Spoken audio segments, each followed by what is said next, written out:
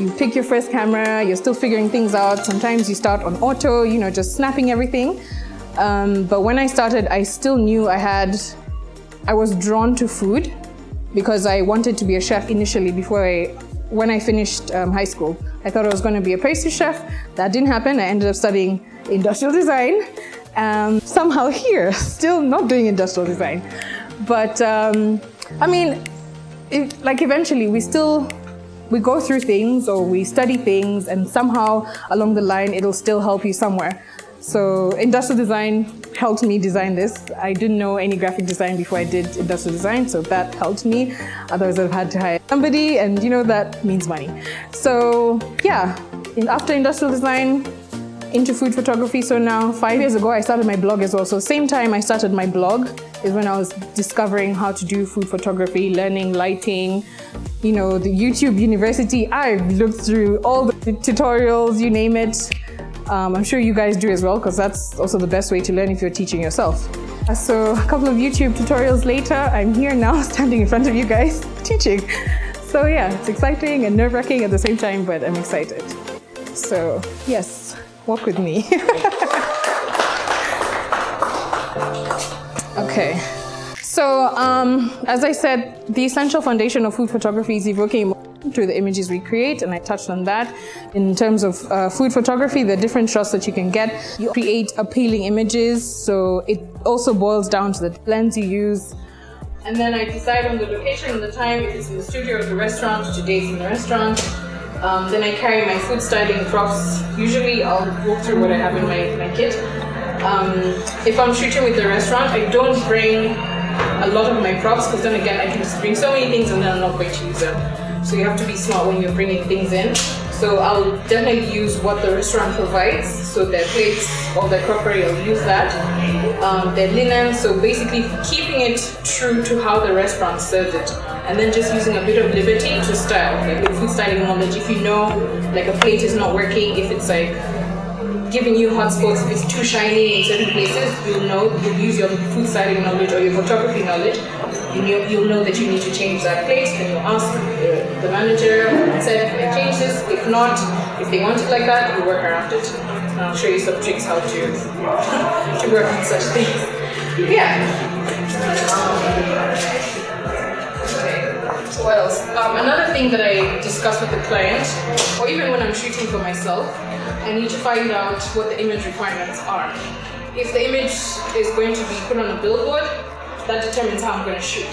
If it's going to be put on social media, that determines everything. With social media, because of the pixels, you don't need that much detail. Like, you don't need a high-res image. So like my camera will shoot, I think 6,000 by 4,000 pixels. That is a lot. Like entry-level camera, that's a lot. That's a billboard photo, basically. But then you have other cameras that are, what do you call them? Not full frame, but format cameras, the Hasselblad, yes. Such that now shoots professional, like high-tech, just way beyond. Like, I don't really need that to shoot food unless I'm doing something that requires so much detail. I wouldn't need that. But with a full-frame camera, like I can see one there, D750, or an entry-level camera with a good lens, the lens is what makes, I feel like the lens is what makes the photo body. So yeah, so once you've determined where it's going, either website, billboard, then you'll know. You also know what lenses you're going to use, but I would always have 2 lenses with you, one prime and one zoom, just so that it's flexible. Yeah. So the gear that I would use, luckily today we have good natural light. So in terms of lighting, I would carry, I have an artificial light that I use, but I mostly use natural light. But then sometimes the shoots can run into the night and then you lose natural light. And then, you have nothing else to use but artificial light.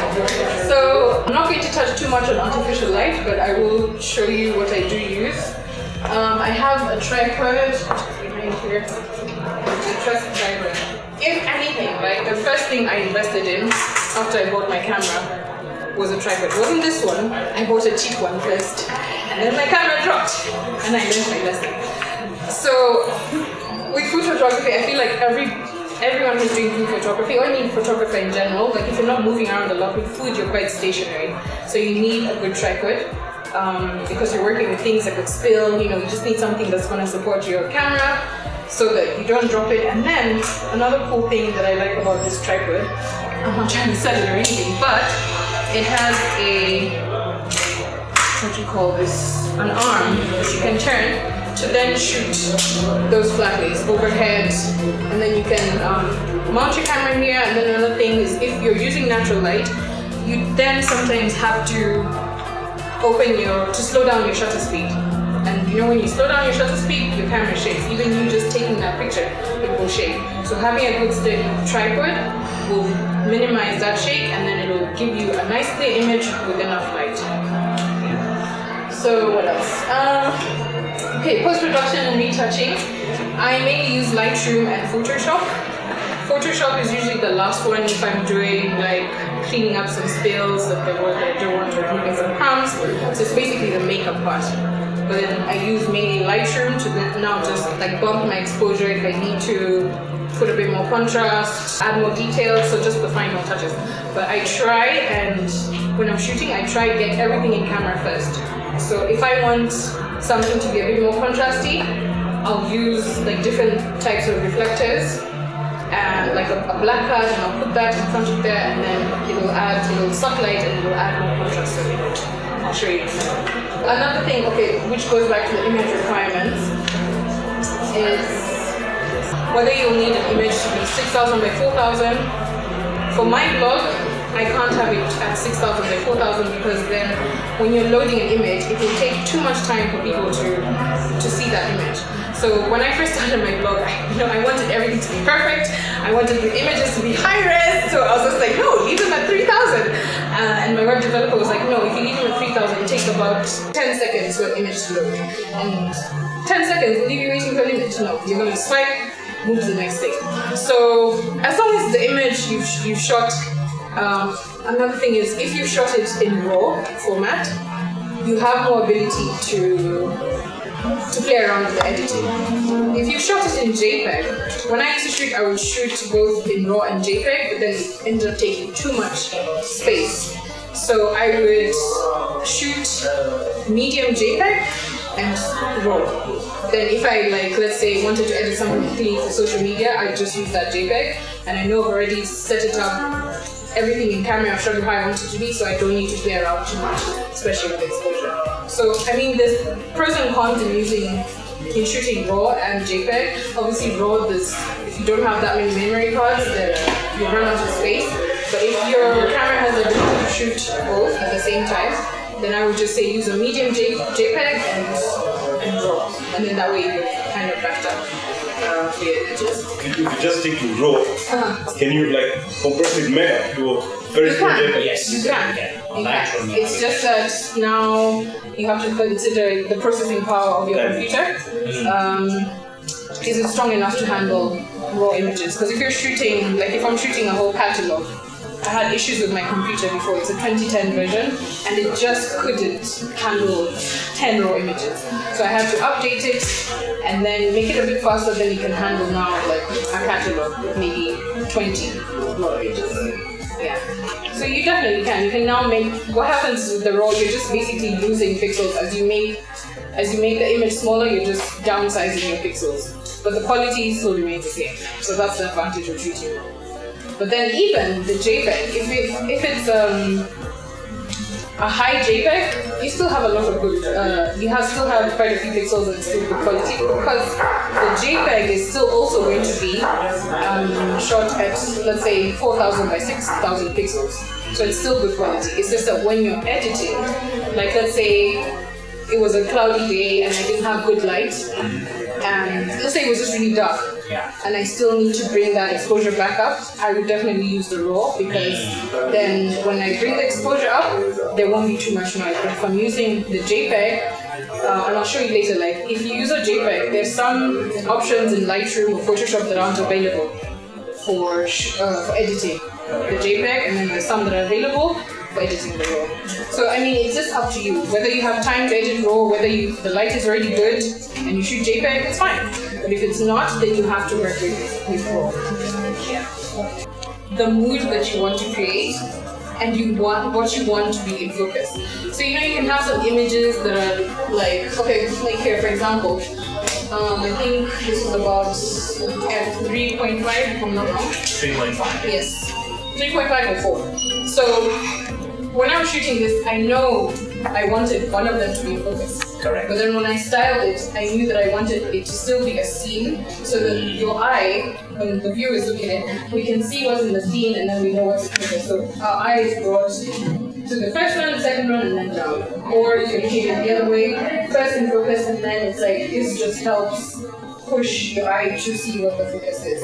So in terms of depth of field, the angle of what you're shooting and how many things you're shooting also really matters. So if I'm shooting one subject like this and I want it all to be in focus, I will not be shooting at below 3.5. I'll go like above 4.5 or something if I wanted all of them to be in focus. But then sometimes when all of them in focus, it kind of makes it confusing because the viewer is like, okay, what am I looking at now? Because if it's at this angle, I wouldn't want, and this is like my personal style, I wouldn't want everything to be in focus. Correct. I need to create a mood and that thing about evoking feeling. You just want, when somebody looks at the image, you want them to feel like they want to take a bite.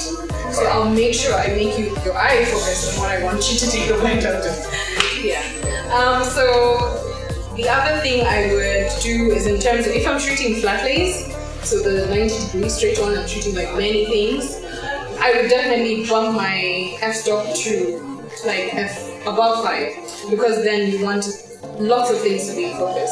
You might have one thing that you want to be in focus, like say if it's the central thing and then a bunch of other sources and folds and plates are around it. So you can focus on that, but then what happens is your plane of focus, whatever you focus on, whatever the highest thing, the highest point that you focus on here. So let's say there's like a salad here and then I have the sauces are there. If I put my focus on this salad here, that's what the plane of focus is going to be. But these salads will still be in focus, but they won't be the main focus. So when you bump your f-stop above 5, 5.3, all the way to 6, even to f18. f18, everything will be focused. Everything in that plane of field will be focused, even just below. So it allows you to be able to focus on more things when you increase your aperture. It allows you to focus on more focused planes. Does that make sense? Yeah. And then when you reduce it, open it up to like 2.8, then it's just that one focus plane. When I first started out photography, I knew I couldn't afford everything that I wanted. But I needed to choose one thing that was going to help me make more money, or before I turned it into money making gig, or before I turned it into a job. It was more of a hobby. So when I was putting this together, I was thinking about like what are the top 5 things every food photographer should have at your disposal. One is your camera, obviously. When you're focusing on food photography, the main thing that's at our disposal is light. So the availability of light. I'm guessing you work with natural light. If you have the means to work with artificial, then that's another thing that you can have at your arsenal. But when you're starting out with natural light, and the first thing you need is like a 5-in-1 diffuser. It doesn't have to be 5-in-1, just something that diffuses the light. If I'm shooting with natural light, I want to be able to diffuse the light very easily, and that's as simple as either having a friend holding it or putting it on a light stand, and you have one thing down, you diffuse the light already. Because food just looks so good in soft lighting. But you can also have food, if you're doing now creative shots, it can look really good in hard light. You know the difference between soft and hard light? So like if I'm shooting, let's say for like an editorial magazine shoot, like you have, sometimes you can have like a cocktail and then it's shot with hard light, then you can see the hard shadows. They do that on purpose so that you can see how light plays in the glass and you can see how the drink looks like in the glass, and that's just a style. But a general rule of thumb, when you're shooting food, try and always diffuse the light. I see so many photos that are so good, composition is so good, but then what happens if you haven't diffused the light source? You have these things that are called highlights, your hotspots in your images. So whatever is white in your image, it'll blur it out. There's basically no information in that pixel because it's just blown out. And what happens when that happens, your viewer's eye is going to be drawn to that white spot because it's the first thing they're going to see. So if you can diffuse, make your shadows softer, and just create a nice soft light, a directional light, that's the best thing. So the other thing is a prime lens, which I have in this guy on my camera right now. This is my 50mm. Again, I watch YouTube videos and everyone's like, if you buy your camera, the first lens you should buy is a Nifty 50, which is right. It's a really, really, really good lens when you're starting out. Had I done more research in terms of, I think I wanted to buy a 35mm as well because my camera is a crop sensor. So if I have a 35mm here, that'll make it 50. But because I have a 50mm on here on a crop sensor, it makes it a 75, which is a good thing for me. It doesn't have a macro lens. So it's kind of like a win-win because when you're shooting like food, if I need to show a lot of detail and I need the image to be very sharp, I'm definitely going to use a prime lens, whether it's a 35 or 50, whichever focal length you want. But then a 50 is always the best in-betweener, I feel, than a 35 or like an 85. So not having a macro lens, using this, it taught me a lot about zooming with my feet. Like, because there's no zooming here. You have to either move in, and then if you move in too close, it's not going to focus because of the focal length, the distance. So this basically, when I'm shooting, is actually at 75 and not 50. But the images that this lens produces are really, really good. It's tack sharp on the sensor. On a crop sensor, it makes the images look like it's coming out of a full frame camera. So it's knowing about what you're going to sacrifice on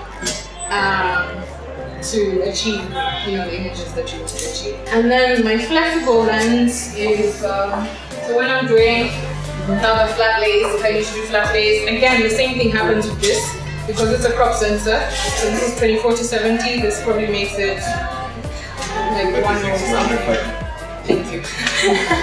Right, so it zooms in. So a 24 isn't 24, so I bear that in mind. But I know now because I know when I'm shooting, if I'm moving it all the way to 24, that's around 35mm.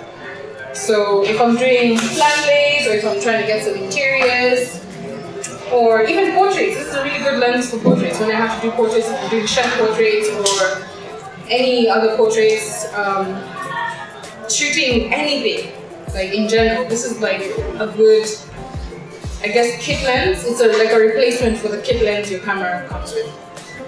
Because the f-stop is, I think it's 2.8, which is a good shallow depth of field.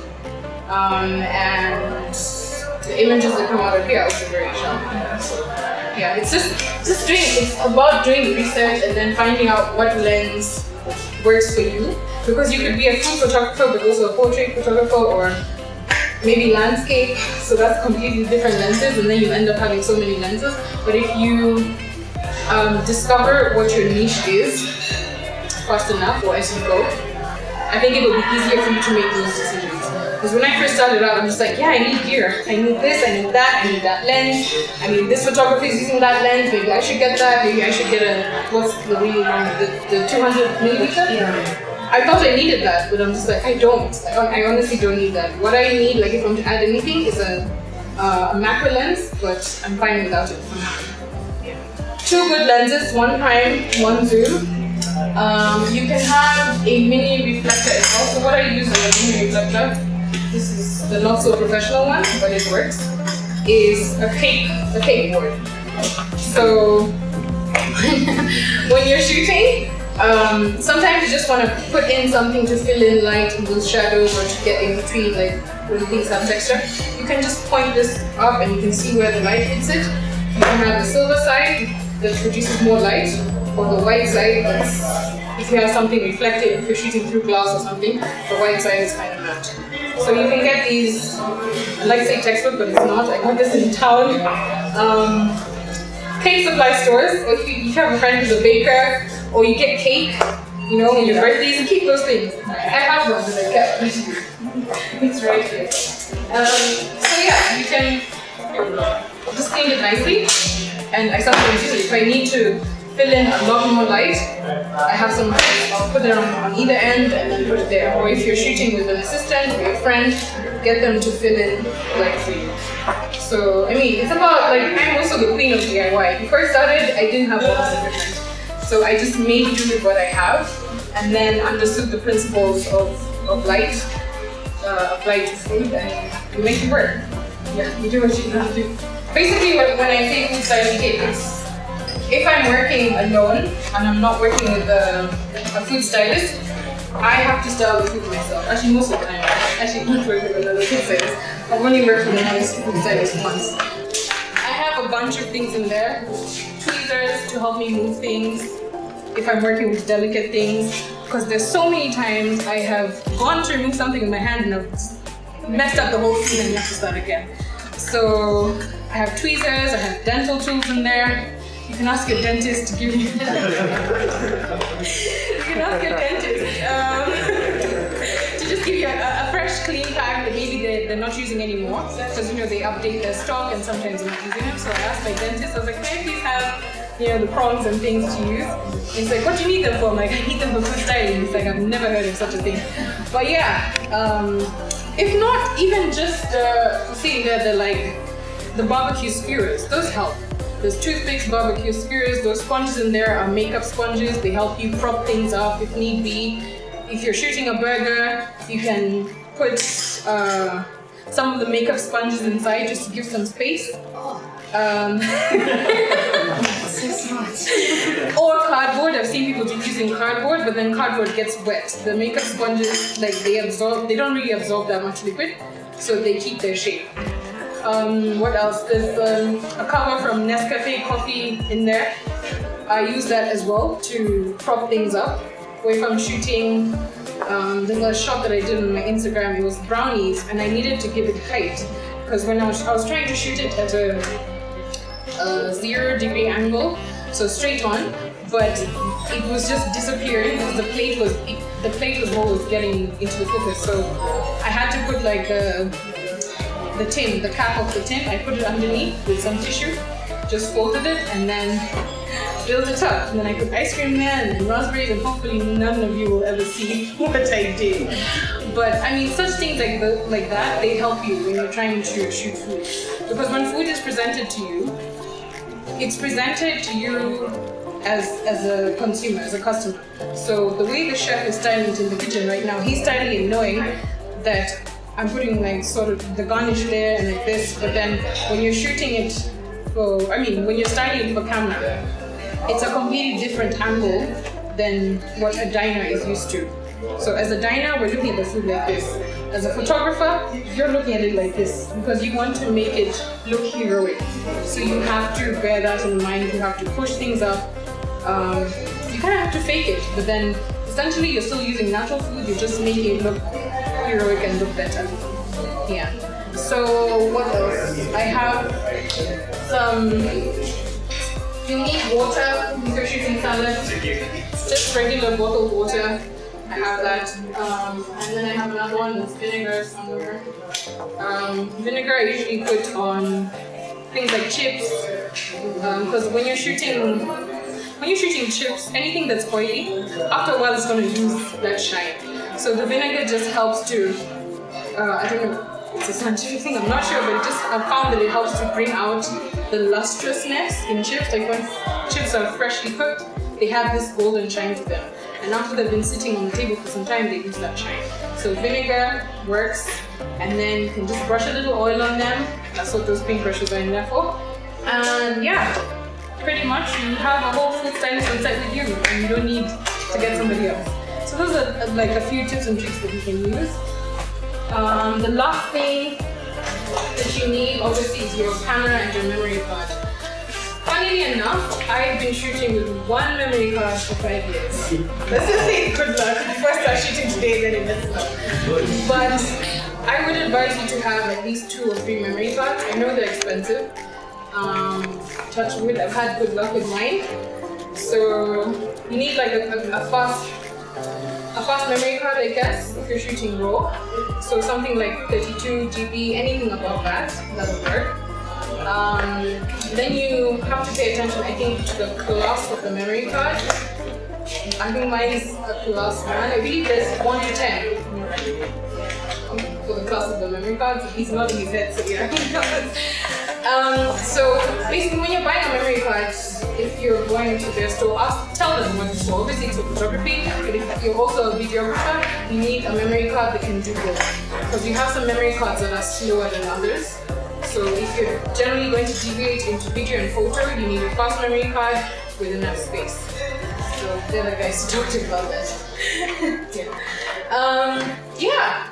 And then, okay, so this is a bonus. If you're now, this is your basic kit that you generally need when you're starting out, or even as a professional, that's my go-to.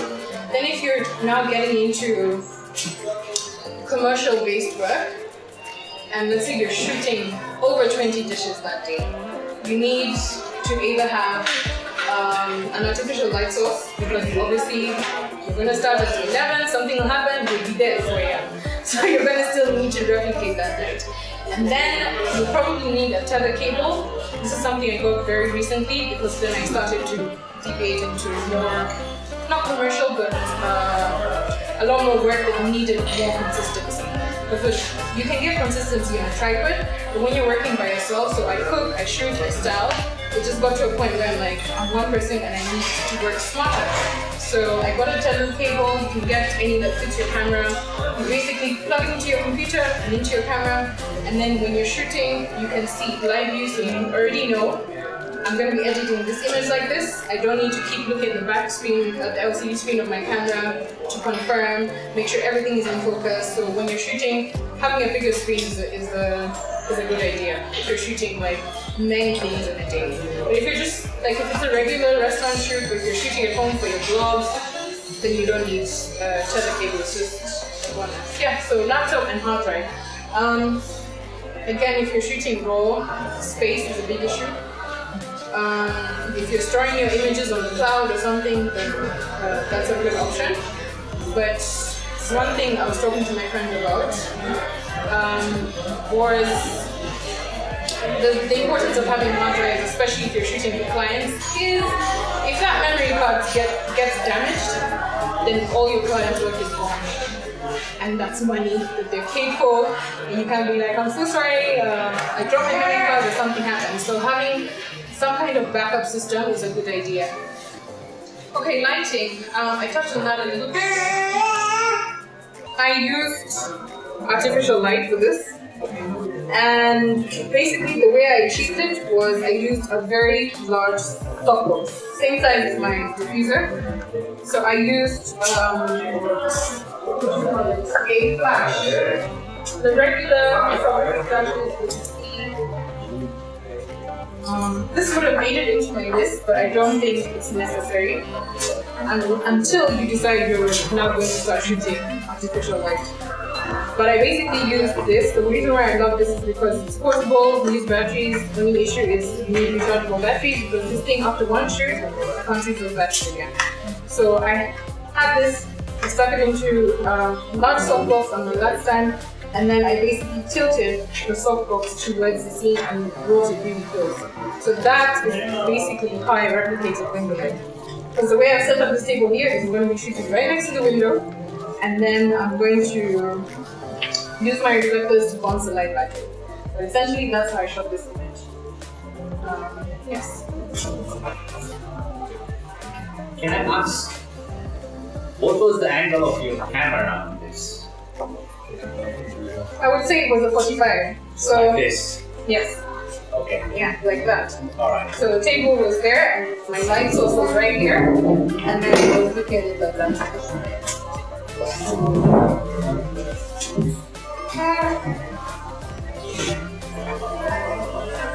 Right.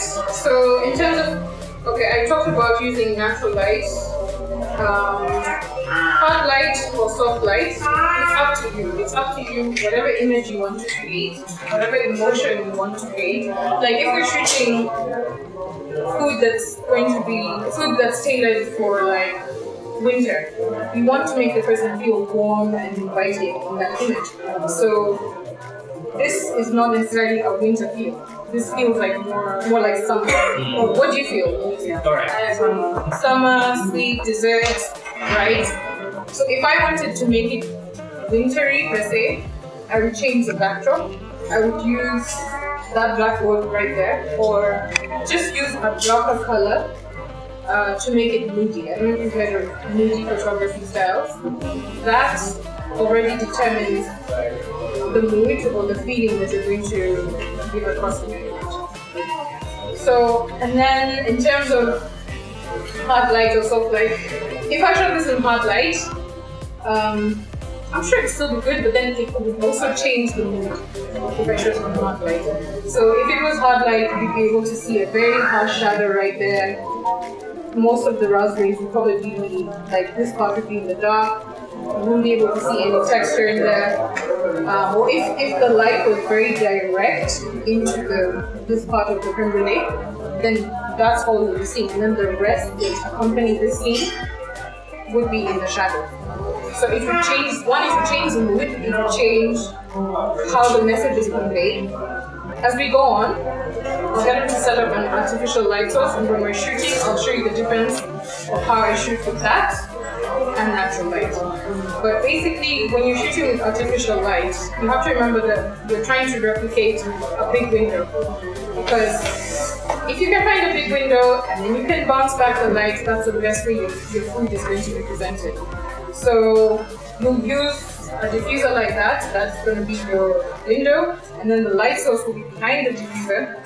And then the good thing about using artificial lighting is you have a bit more flexibility with angles. So you'll hear something called the angle of incidence. Where the light hits the food, you can now play around with that. Whereas, okay, with natural light, you can still do that, but you now have to craft it with like black cards or white cards. You now have to direct the light, because right now it's spinning everywhere. But with artificial light, you can really focus where you want the light to go, how much of it you want it to be, so you're in total control of artificial light. So I prefer with that. Unicorns sometimes are expensive, and obviously if accidents happen, you break the light, then you're breaking the bank as well. But when you get into artificial light, a lot of people are scared of flash, but I really like flash because I already carry so much gear, like food styling as well. So I try to keep my stuff to a minimum. So the same thing goes with this guy. You can direct the light as to where you want it to go. You can diffuse it. I think maybe I'll do a separate class on artificial lighting because there's so much on it that I can't tell you everything about it today. I don't know if you've ever shot and then you realize like your images keep coming out bluish or yellowish. That's because your white balance is probably not set to that light source. So to this light source today, it's natural. To this light source that I shot, it was flash. So in the back of my camera, I would go to white balance settings and set it to flash when I was shooting this. If I didn't set it to flash, I'd have like a blue cast over it because my camera is trying to compensate for the light that is hitting the sensor.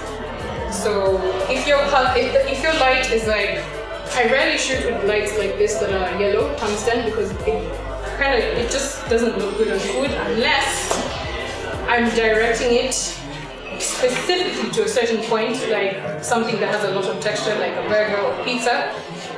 The amount of light that will hit that surface is about that big, only because I want texture and a bit of warmth. You know how like meat comes off a grill, it kind of looks warm when you take a picture, it still looks juicy. The only time I would use this kind of tungsten lighting is if I'm pointing it directly to get texture out of something. But otherwise, I would not generally use a yellow light source to light my scene. I would use something that's daylight balanced. So your artificial lights that are constant artificial lights, you have to find something that's daylight balanced. So when you're shopping, just check to make sure that the light is daylight balanced at 5600 Kelvin.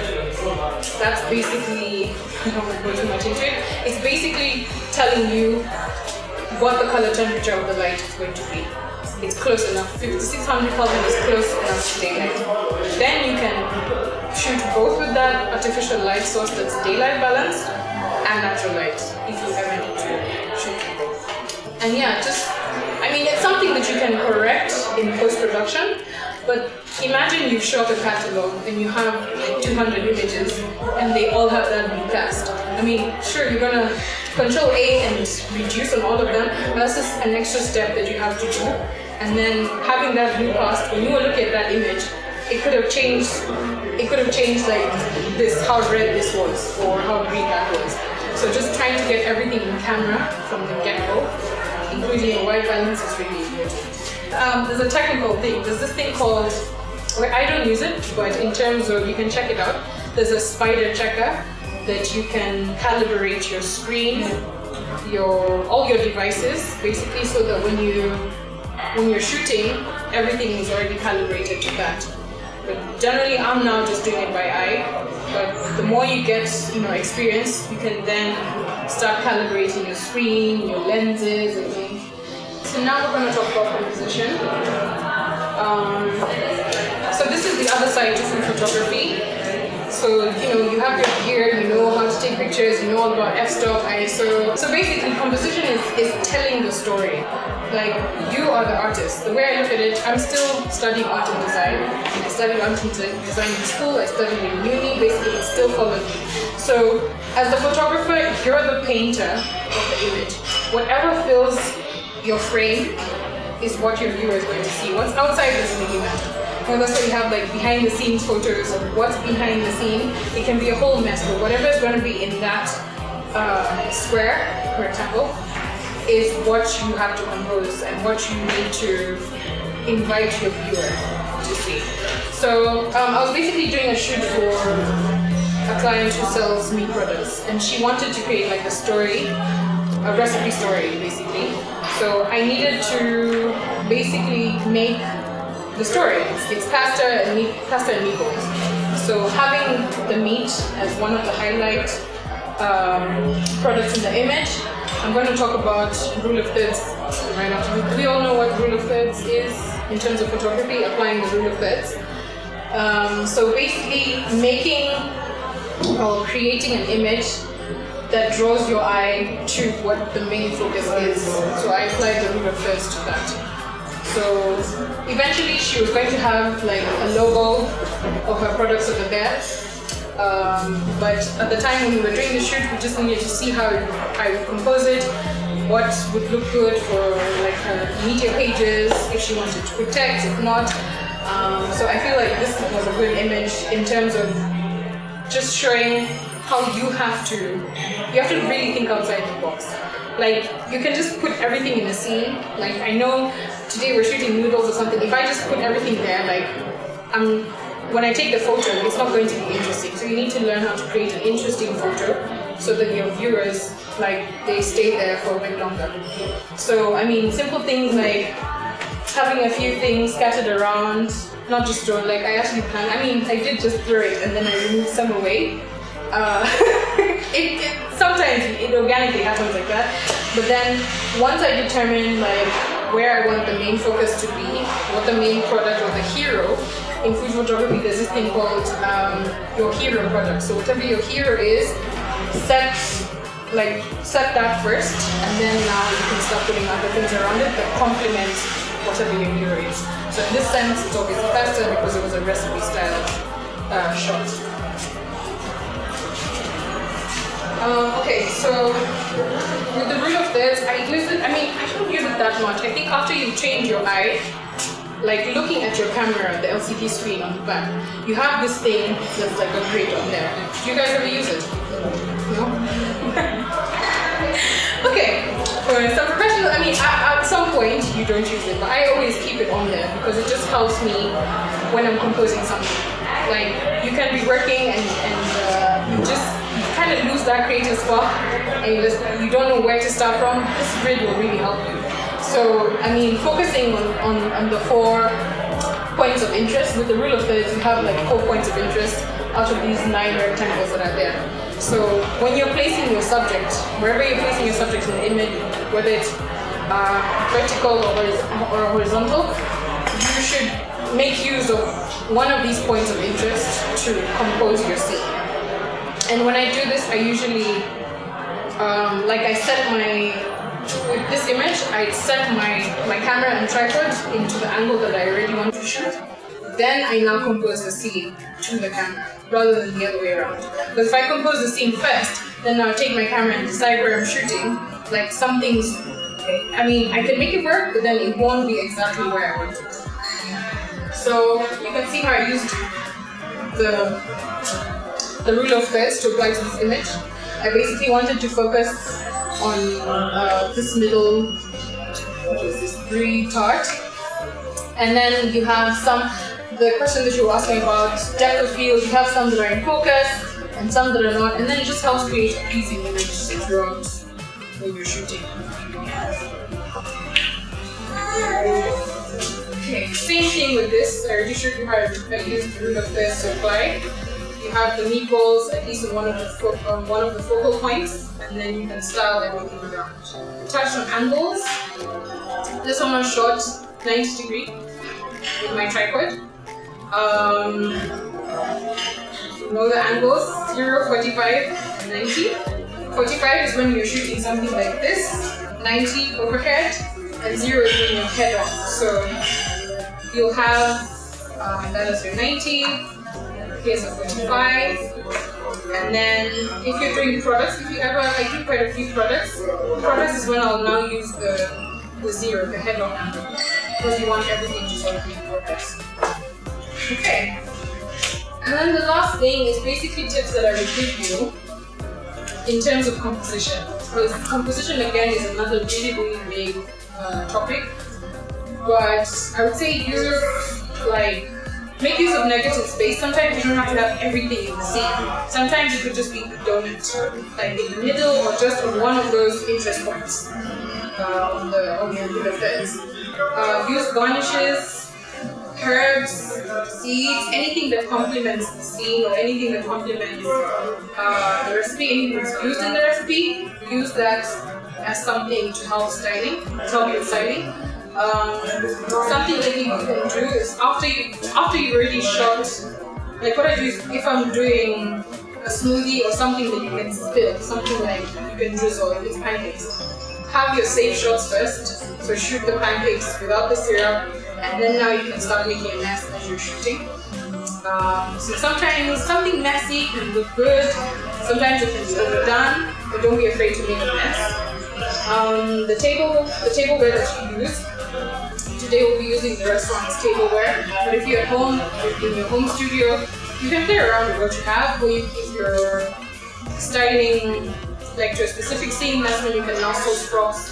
If it's like a specific theme, you can use different kinds of props around your house, or borrow things from your friends, or if you want to spend money, hire your props. Yeah. Another cool thing that you can do is adding a human element. So when I'm shooting, sometimes nails aren't always that pretty, so I have a friend who can stand in for me, like hold something, pour something. That adds like an interesting feel to the image, and it adds a nice movement to it. The last thing with styling, it's like a quick hack. When you're styling a group of food, if you use triangles to help you style, there's this thing called the rule of odds. The rule of odds basically means odd numbers look better than even numbers. Because even numbers tend to, it just makes the eye, it gives you a hard time to focus. If you have something odd and you connect it in terms of a triangle, it'll be easy to style that way.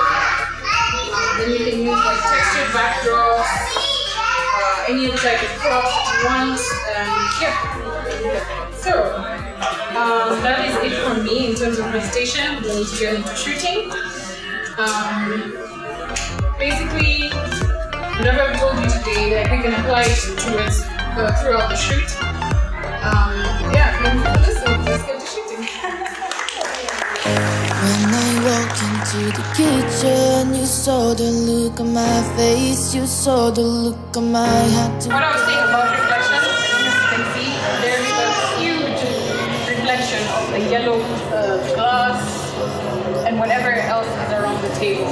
So when you're choosing surfaces for shooting, always bear that in mind. If you have something reflective, there's these things called dulling sprays. We don't have them here. These are things you order. I don't know if you can ship them in, but you can spray a surface or use matte varnish. That's another one you can use. Whichever surface, paint it. So just bear in mind, you're probably not going to want to eat off that surface if you put chemicals on there.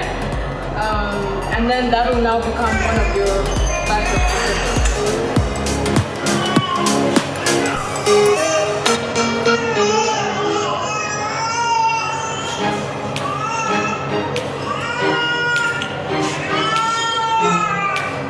Okay, just waiting for the other soup. Remember I said like shooting like the rule of odds and then using triangles to style things. So what they use triangles. So I try and create a triangle. So if you can see, my hero is the soup, right? So I want to, also when you're shooting at a 45, so creating triangles is just an easy way for you to style. And then using leading lines. So my hero is the soup, but then there's another component with it. And then there's the things, the garnishes that come on the table that are going with it. And then sometimes you create the scene by, you're gonna have a meal with a drink. So you can either do water, you can do juice, anything. And then you just move things around basically. You can put like a napkin. Sometimes this thing is so annoying.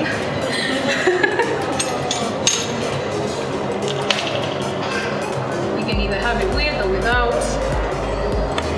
Again, be careful.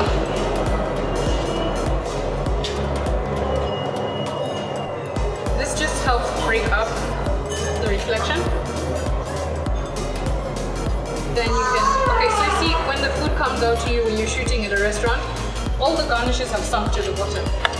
So there's a little trick I do. I have some really tiny balls that I can sometimes put in there to help things come back up. But what I'm going to do right now is just put a few more of what's already in the soup, just to break it up a little bit.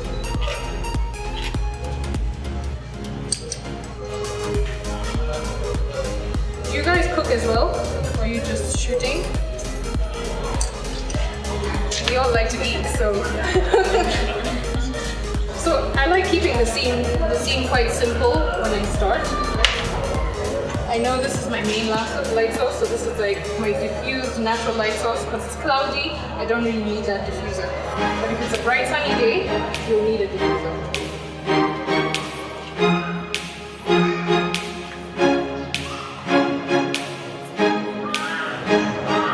So when you're shooting without a tripod, you have the liberty to move things and like play around with the scene until you get it perfect. But then we all know perfect is never perfect enough for some people. When I walk into the kitchen, you saw the look on my face. You saw the look on my heart to get out of this place. I sense something I've never seen before. So finding the light. Okay, the angle of incidence right now, the light is hitting this surface and I'm bouncing it back into the soup. Before, when it was just there, it was reflecting onto the lowest part of the bowl. So when you play around, like right now, you might not be able to see, but if I was to remove it away, there's a bit of a difference. And because it's cloudy right now, I might need to switch to the silver side. Automatically become my assistant. Yeah, so the closer you go, the harder the brighter the reflection is.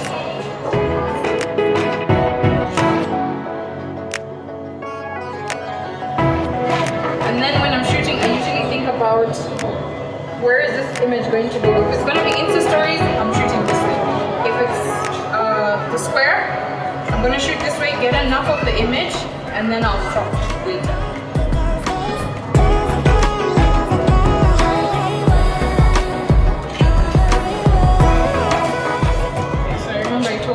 About white balance.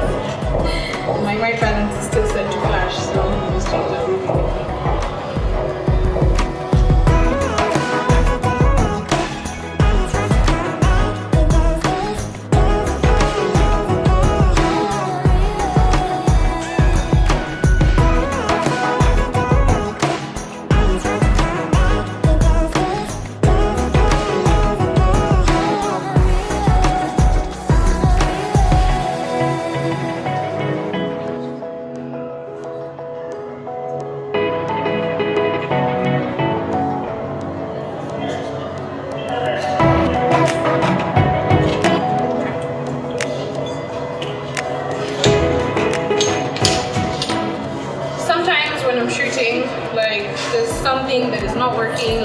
about this, the napkins.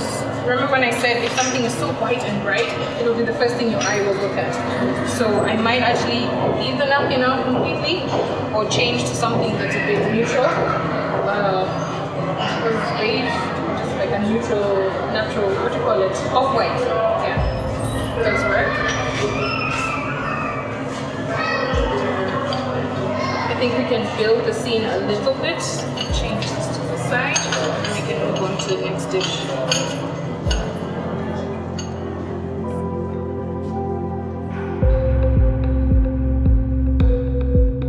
Then again, I didn't carry gloves today, so you can use these guys to help you move things.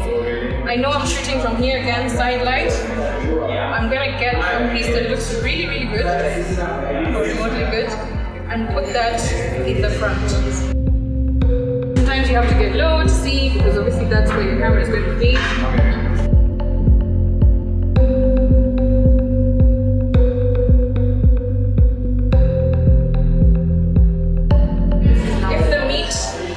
Still kind of shiny. Give me a better word. It looks appetizing. But if it loses that luster, this is just cooking oil. You can use olive oil, but then I try not to use olive oil as much because it has a yellow tint to it. So any vegetable oil, just grab a brush and then you just gently paint on the pieces of meat and it will look like it came straight out of the kitchen. But since it looks okay, I think because it has honey on it, it still has that shine. But if it didn't have the honey, then it wouldn't still have that shine. Okay, so my spring onion is looking a little bit dead. What you're going to do is just give it some water to give it back some life.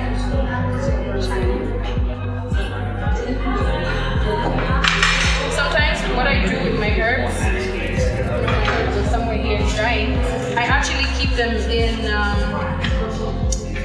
Like I wet the roots first, dip them in water, wrap them in some kitchen towel, and then keep it in the fridge.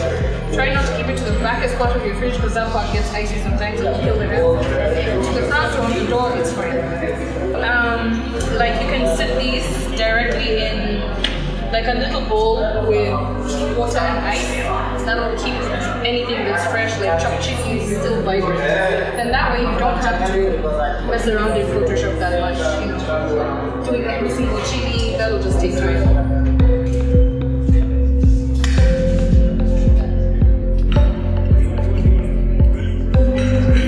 So when you're garnishing, try use ingredients that is actually part of the dish. I was going to use red chilies, but I don't think it's part of this dish, so I'll stick to these ones.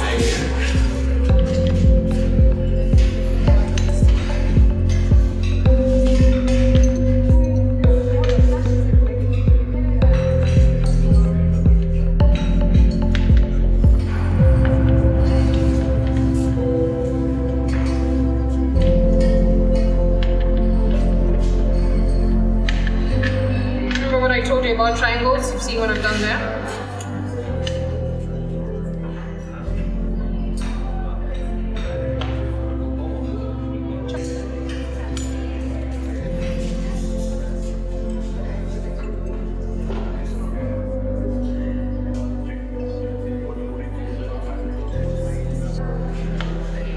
But then, so like even to after that, sometimes it's like you have that liberty.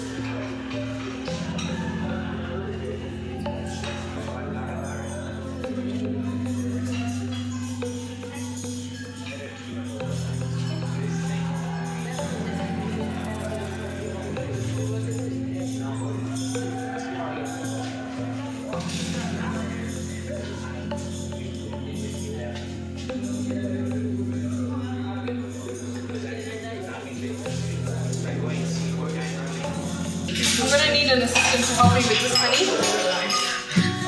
Anybody? Yeah. Oh, sorry.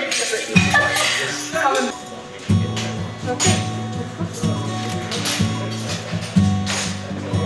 Please come a little bit closer.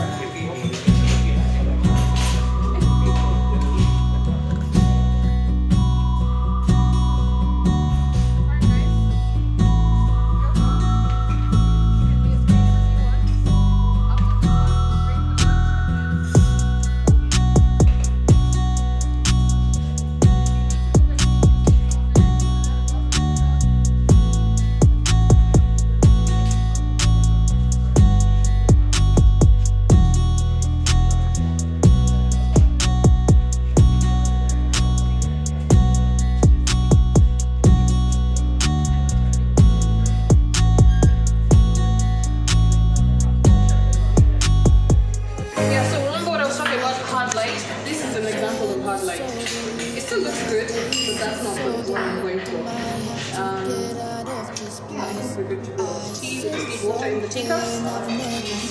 Before, when you put on the pineapple, we couldn't be friends anymore. Pineapple thousand, go on pizza. It's a fruit and you know that. Pineapple. What I'm doing right now is I'm making sure I'm setting my focus in the middle of the frame. And my aperture is at f5, which means I'll get a lot in focus. So we're gonna tilt this way. This is the flexibility. You've seen all of a sudden what just happened to the scene. Yeah, when the shadows are... So when it's like that, and then if you tilt it like that, a lot of magazines usually do this. Like you see in the Yummy magazine, they have a lot of flat lace. Yeah, I'm happy with that. Okay, time for you guys to shoot.